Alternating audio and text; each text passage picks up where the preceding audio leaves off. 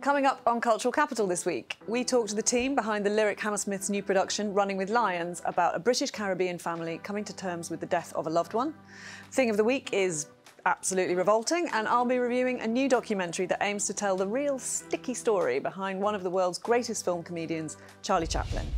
Running with Lions is the debut play by Sian Carter and has just opened at the Lyric Hammersmith, a co-production with Tallowa Theatre Company, which champions and develops Black British artists.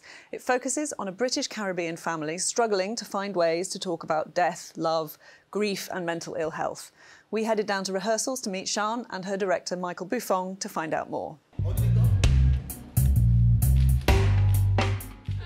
Running with Lions is an intergenerational drama, and we follow a family who are experiencing their different ways of navigating grief.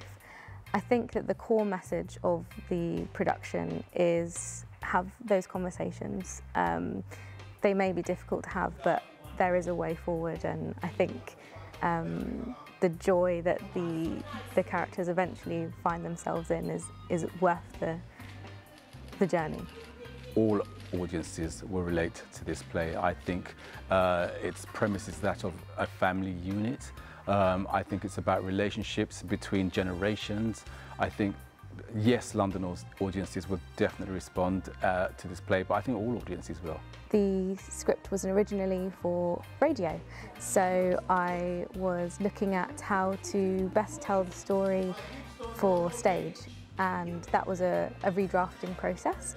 You hear Sian's words told in so many different ways, and you find the one that goes, yeah, that's the one that's really telling me exactly how I want to hear it. Some of the themes that are involved in the play, such as mental health, I think are really important conversations that we should be having. It's going to be a journey of emotions, but hopefully there's the takeaway comfort or joy or some kind of reflection from the play. I don't even know what to say to you about this week's Thing of the Week, except enjoy.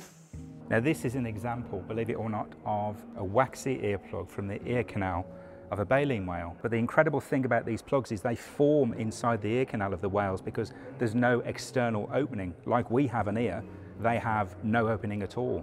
And it's laid down in distinct bands, and year by year more of these bands form. We can actually use these plugs to tell how old a whale was, but more importantly, we can look at those individual bands and take out samples which tell us how stressed the animal was through its life because of levels of things like cortisol.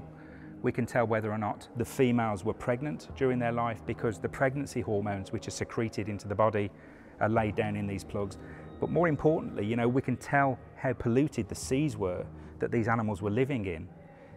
Those chemicals are actually trapped in this waxy material. When you think of Charlie Chaplin, what comes to mind? The little man with the mismatched suit, the bowler hat, the silly tash. But that's not Charlie Chaplin. That's his greatest invention, the Tramp, a character that made him more famous than anyone had ever been. This new documentary pieces together rare and unseen footage and audio in an attempt to peel off the moustache and uncover the real man behind one of the world's most well-loved comic characters.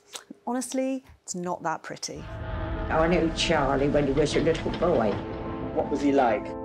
He's always funny, and all the kids would die laughing at him. At first you think this is going to be a typical rags to riches story, a tale of a boy born to poverty, abandoned by his father, separated from his mother, who expertly tumbled, tripped, slipped and fell up the comedy ladder to become the biggest star of the era.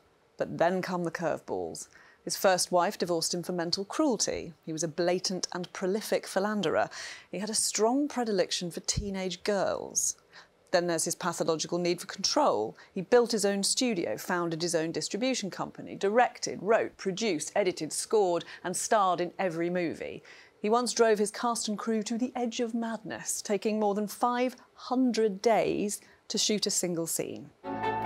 Those people who are tremendously successful at a young age, it usually destroys them. Still, the public adored him, but he understood what it was about. As he said, all the adulation's not for me, it's for the little man.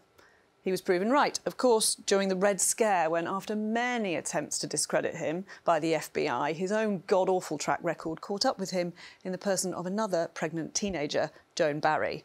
He was eventually exiled from the US. She ended up in a psychiatric institution. And yet, Chaplin made some of the most enduring films of the era. He spoke out against dictatorship at a time when the true horror of the Third Reich was yet to be globally recognised.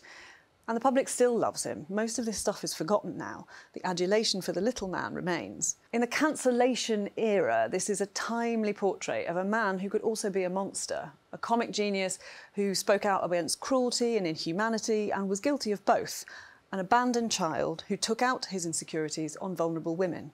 Understandable and at the same time unacceptable. Complicated, isn't it? The Real Charlie Chaplin is in cinemas now.